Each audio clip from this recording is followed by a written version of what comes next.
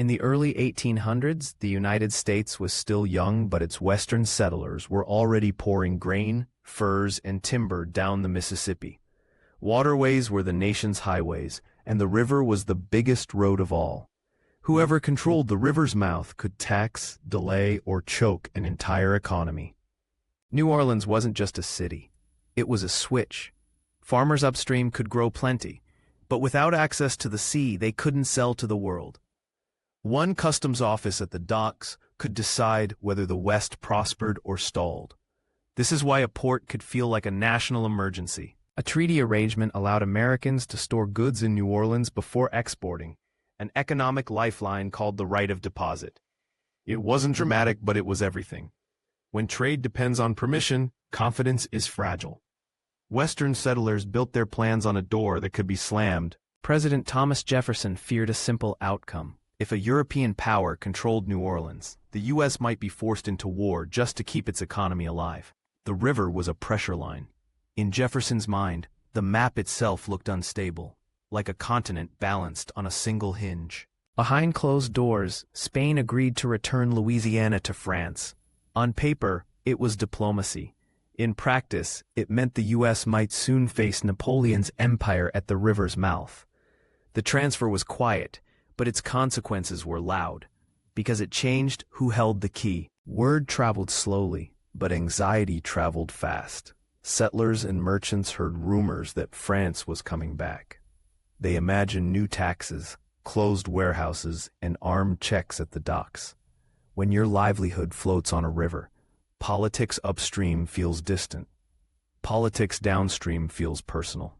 By 1800, migration beyond the Appalachians was accelerating. New cabins became towns, and towns demanded markets. This pressure meant the government couldn't ignore the river problem. Expansion created a constant demand: open routes, secure trade, and avoid war, if possible. Jefferson chose a strategy that felt almost un-American for a Revolution generation: purchase. He wanted New Orleans, and perhaps a small strip of land nearby, enough to guarantee access. He sent Robert Livingston to Paris with a limited mission: solve the bottleneck, quietly, before it turned into a conflict. Livingston crossed the Atlantic, carrying a simple goal and a hard reality. France's intentions were unclear. Diplomacy in Europe was a maze of salons, ego, and war rumors. A negotiator's skill isn't only speaking, it's listening for what the other side truly needs. Back at the river's mouth, daily life continued, but everyone felt the tension. The customs gate could open or close with a stamp. The port was a lever that could move a continent's future. This is how small places become strategic. They sit on the only road everyone must use. In 1802, the right of deposit was abruptly suspended. For Western farmers, it felt like someone had put a hand over their mouth. Goods piled up upstream, prices fell, and anger rose. The crisis proved Jefferson's fear. Trade access wasn't guaranteed by geography, it was granted by policy. When exports stalled, the entire inland system backed up like traffic on a bridge. Farmers couldn't pay debts, merchants couldn't ship, and towns panicked. This wasn't just economics. It was a test of the new nation's ability to keep its promises to its own people. Some Americans demanded war to take New Orleans. Others urged patience and negotiation. Jefferson had to manage public anger while keeping Europe's conflicts from pulling the U.S. into a bigger fight. The decision wasn't only about territory. It was about how the Republic would solve problems, by force or by deal. Spain's suspension hinted at something deeper. France was reasserting control. For Napoleon, Louisiana was supposed to be the supply artery of a revived French empire in the Americas. In theory, it was a chess move. In reality, it depended on ships, soldiers, and a Caribbean base that France was struggling to hold. In Paris, Livingston tried to raise the subject of New Orleans, but French officials avoided clear answers. That silence was strategic. Uncertainty keeps options open. For a negotiator, the most dangerous word isn't no, it's maybe, because it burns time while the crisis grows. Jefferson realized one envoy might not be enough. He dispatched James Monroe to join Livingston with authority to spend big money. because the bottleneck was now urgent. This was a gamble. If negotiations failed, war talk could become unstoppable. At the port, the local economy felt the uncertainty too. Merchants feared chaos, officials feared blame, and rumors spread faster than cargo. When a system is tense, small sparks, an order, a rumor, a delay, can trigger large reactions. In Washington, Madison and Jefferson did the math. If the U.S. couldn't guarantee the river, the West might drift away politically. Geography could pull the republic apart. The purchase idea wasn't just expansion, it was cohesion, keeping distant settlers tied to the same national market. When Monroe arrived in Paris, he found Livingston frustrated and time running out. Napoleon's decisions were unpredictable, and Europe's wars were moving fast. The Americans prepared to make a focused offer for New Orleans, still not imagining they were about to be offered something enormous. The American plan was simple: buy New Orleans, maybe West Florida, and secure the Mississippi. But their request collided with a wider world: Napoleon's wars, French finances, and the chaos of the Caribbean. In history, big deals often happen when one side needs relief more than pride. Napoleon dreamed of rebuilding French power overseas, but empires are expensive. Ships must sail, soldiers must be supplied, and money must keep flowing. A single weak link, lost bases, storms, disease, or resistance, can turn a grand plan into a sinkhole for resources. France's Caribbean colony of Saint-Domingue mattered because it produced wealth and anchored French influence. But revolution there changed everything. For Napoleon, the Caribbean became a place where plans went to bleed money and time. Without a stable base, Louisiana was harder to hold. At the same time, war in Europe demanded attention. Armies marched, alliances shifted, and Britain's navy threatened French shipping. Napoleon needed cash and focus. Louisiana, once a symbol of ambition, began to look like a distant asset that might be traded for immediate survival. Even if France kept Louisiana, it would have to defend it against Britain's sea power. The Atlantic wasn't a safe road, it was a battlefield of blockades. A territory you can't reliably resupply becomes a liability, not a prize. Napoleon was famous for bold pivots. Instead of spending men and money to defend Louisiana, he could sell it and use the funds to fight Britain and enemies in Europe. It was the logic of triage. Abandon the distant limb to save the heart. Diplomats like Talleyrand didn't announce decisions with trumpets. They tested reactions. Hints dropped in conversation, questions asked casually, and then, when the moment was right, the surprise offer. The Americans walked in to buy a door. France considered selling the whole house. Livingston and Monroe noticed the tone change. French officials suddenly seemed willing to talk. That shift is often the first sign of a pivot at the top. Negotiators learn to watch the room's temperature. When it warms, an opportunity is near. Then came the line that changed everything. France was willing to sell not just New Orleans, but Louisiana, an immense territory. The Americans were stunned because it wasn't in their instructions. In one breath, their mission expanded from solve a bottleneck to reshape a continent. A surprise offer is a trap if you hesitate. The Americans understood that Napoleon could change his mind, or war could interrupt everything. They had to decide quickly: accept a massive purchase without waiting for perfect permission, or risk losing the chance entirely. From France's perspective, selling Louisiana solved multiple problems. It raised money, removed a vulnerable possession, and strengthened the U.S. as a potential counterweight to Britain. It wasn't charity, it was strategy, turning a risky asset into immediate advantage. Livingston and Monroe had authority to buy New Orleans, not to double the nation, but they also knew the political danger of returning empty-handed. Diplomacy is often about deciding which risk is survivable, overstepping instructions or losing the only chance. The number, about $15 million, was enormous for the time, yet it was cheap per square mile. France needed funds and speed, and the Americans needed certainty. Negotiation became a race to lock a deal before events elsewhere changed the terms. Louisiana's boundaries were fuzzy. Maps disagreed and local realities were complex. Buying a territory on paper is easy. Controlling it on the ground is hard.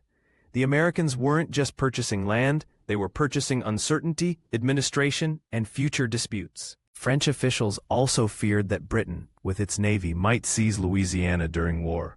Selling it to the U.S. meant France got value now instead of losing it later. In that sense, the purchase was insurance, paid in territory. Treaties are written quietly, even when they change the world. Quills scratch, seals warm, and phrases are carefully shaped. The negotiators were building a bridge of paper strong enough to hold a continent's weight. When Livingston signed, he later said something like, "We have lived long, but this is the noblest work of our whole lives." Whether or not you quote it, the feeling is clear. He sensed the moment's magnitude. A negotiator rarely gets to redraw the map. Monroe's role was to help close, confirm, and keep momentum. In diplomacy, momentum is its own resource. The Americans moved quickly because delay could invite second thoughts in Paris, or chaos from Europe's war machine. Now came another risk, telling Washington they had bought an empire. Messages crossed the Atlantic slowly, but political consequences would arrive fast. Jefferson would have to defend a decision he hadn't explicitly ordered, and make it look like destiny instead of improvisation. For France, the deal was both triumph and relief. Money would flow, a strategic burden would disappear, and Napoleon could refocus on Europe. Sometimes a great sale feels like victory, because it removes a problem you can't solve on time. In Washington, Jefferson and Madison waited in uncertainty. They had launched a negotiation to fix one choke point. They did not yet know the river problem was about to become a land problem, governing millions of new acres and people. When the message arrived, it wasn't just good news, it was a shock. The United States had a chance to double in size. Jefferson's mind raced. Could he accept it without betraying his strict reading of the Constitution? History sometimes forces leaders to choose between their philosophy and their opportunity. Jefferson believed the federal government should be limited, and the Constitution didn't explicitly say buy a continent. He considered an amendment. But amendments take time, and France might reconsider. The deal forced Jefferson to practice the politics he often criticized: pragmatic power. Madison and allies argued that treaty-making authority could cover the purchase. The U.S. had bought land before, and treaties often reshaped borders. The question wasn't only legal, it was precedent. What kind of national government was being built, inch by inch? Political opponents argued the purchase was reckless, expensive, and unconstitutional. Some feared Western expansion would weaken coastal power. Others suspected new states would change elections forever. The deal wasn't universally celebrated, because a bigger map changes who matters. Treaties require approval, and ratification was the moment the U.S. committed. Once approved, the purchase would become a national fact, not a diplomatic idea. The Senate's vote turned a negotiator's signature into a country's future. In France, involved financial instruments and international banking. It wasn't a suitcase of coins. It was a chain of credit and trust. The Louisiana Purchase was also a story about early American finance, how paper promises could buy real land. Jefferson ultimately accepted the purchase, even if it stretched his strict ideals. Leaders often talk like philosophers, but history judges them as managers of opportunity. Jefferson's greatest deal was also his greatest compromise. In New Orleans, sovereignty was about to change again, Spain to France to the United States in quick succession. For locals, it meant new officials, new rules, and new uncertainties. For traders, it meant hope that the gate would finally stay open. Territory transfer is a strange act. A ceremony, a few documents, a flag raised, and suddenly millions of acres are owned differently. But ownership is only the beginning. The U.S. now had to govern diverse communities and complex local laws. In American imagination, the nation's shape changed almost instantly. The U.S. now reached far beyond familiar borders into prairies, forests, and river networks few Americans had seen. A deal had expanded possibility and responsibility at the same time. Louisiana wasn't a neat rectangle. It was a huge, loosely defined region with multiple peoples, languages, and claims. The purchase secured the Mississippi, but it also created new border questions with Spain and Britain. In real governance, ambiguity becomes paperwork, patrols, and future negotiation. New Orleans had its own legal traditions, shaped by French and Spanish rule. The U.S. couldn't simply erase local practices overnight.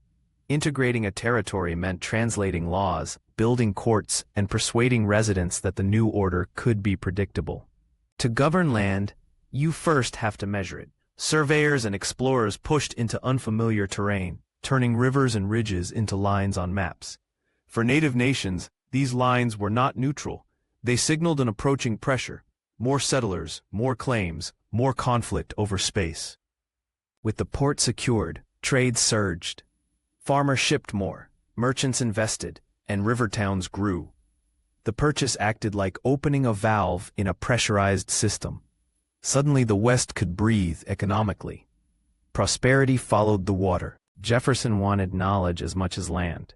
The new territory was a blank space in the nation's understanding, full of rumors and guesses.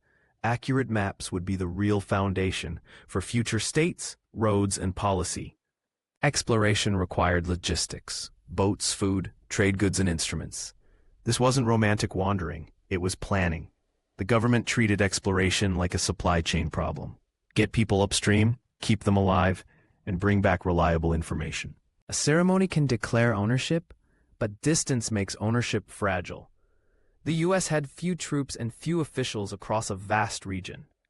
Control would be built slowly through posts, treaties, trade, and settlement, one small structure at a time. Spain still held neighboring territories and disputed boundaries. The Louisiana Purchase didn't end rivalry, it shifted it. Border ambiguity became a chessboard, with forts, diplomats, and maps as pieces. For native nations, the purchase was not a transaction they agreed to. It signaled that more settlers would arrive with government backing. Some nations negotiated, some resisted. Many tried to protect autonomy in a world where maps were being redrawn without them. Even before formal statehood, settlers imagined new towns, farms, and futures. Land policy, surveying, and river access created a machine that converted wilderness into property. The purchase wasn't just land, it was a new engine of growth. The purchase intensified an issue the Republic had been avoiding: whether new lands would allow slavery to expand. Expansion meant new states, new votes, and new moral conflict. The deal that looked like unity also carried the seeds of division. Jefferson spoke about liberty, yet he lived inside a society that denied liberty to many. The purchase magnified that contradiction because it created space where the future could go in multiple directions. History isn't neat. Leaders often carry ideals and blind spots in the same hands. Governing Louisiana required laws: how to organize territory, collect taxes, and integrate residents. Every rule was an argument about the shape of federal power. A republic that grows must decide how centralized it can be without changing its nature. The purchase encouraged migration. People moved because land felt like opportunity, and opportunity felt like security. The government's plans often lagged behind families with wagons. When demographics move faster than institutions, friction follows. Native nations used diplomacy for generations: alliances, trade, and treaties to survive shifting empires. Now the U.S. was the expanding power. Negotiations became harder because settlers arrived with permanent intentions, not temporary trade posts. As settlers crossed into disputed zones, conflict risk grew. Maps drawn in distant capitals didn't match rivers that shifted or communities that already lived there. The purchase created a new era of border negotiation. Sometimes peaceful, sometimes not. With secure access, river commerce helped cities grow. St. Louis, New Orleans, and countless river towns became hubs. The purchase was an economic accelerator because it connected land, water, and markets into one system. As the West grew, politics shifted. New voters, new states, and new interests changed national priorities. The purchase didn't just add land, it changed the balance of power inside the Republic. The deal became a precedent for using treaties to expand territory. That precedent would echo in later acquisitions and debates. Once a nation learns it can grow through purchase, leaders begin imagining growth as policy, not accident. For many Americans, the purchase meant cheaper land, safer trade, and a bigger future. For many Native communities, it meant accelerating pressure and loss of autonomy. History's great deals often look different depending on where you stand on the map. The purchase sparked exploration to understand what had been bought. Rivers were charted, mountains noted, and routes tested. Knowledge wasn't a bonus. It was the mechanism that turned territory into governable space. Americans began imagining themselves not as a strip of coastal states, but as a continental people. That shift changed identity. The frontier became a narrative of possibility. The purchase didn't just expand borders, it expanded what citizens believed the country could become. Buying land is a moment. Governing it is a century. The U.S. had to create institutions, resolve disputes, and negotiate with communities already there. The deal was only the down payment. The real costs arrived as administration, conflict, and policy. The Mississippi system became a national artery, linking farms to ports and ports to the world. Over time, river trade helped build an economy that could scale. Infrastructure is often the hidden hero of history, routes that make growth possible. As new states formed, Western interests influenced everything from tariffs to foreign policy. The purchase didn't just make America bigger, it made it different. A nation's geography shapes its politics the way a river shapes its banks. Expansion created opportunity, but also displacement and escalating conflicts with native nations. The purchase accelerated a process that would define centuries of policy and trauma. A responsible story must hold both truths, the scale of the deal and the scale of its human consequences. Measured by land gained versus money paid, the purchase is often called one of history's best bargains. But its greatness also comes from timing. It happened because France needed to sell and the U.S. could pay. Deals are not miracles, they are intersections of need. The entire story began with a bottleneck at one port. When a system depends on one choke point, that point becomes strategic power. Jefferson solved the bottleneck not by fighting the gatekeeper, but by buying the gate and the territory behind it. Jefferson didn't abandon his ideals, but he bent them. That tension between what leaders believe and what moments demand shows up again and again in history. The purchase is a reminder that nation-building is often improvisation under pressure. The Louisiana Purchase shows how history can pivot on logistics. A river bottleneck threatened a young nation, a French empire needed cash and focus, and diplomats turned uncertainty into paper. The result doubled the United States and changed its future, opening opportunity, creating conflict, and setting precedents that lasted for generations. In history, the biggest moves often begin with a single choke point.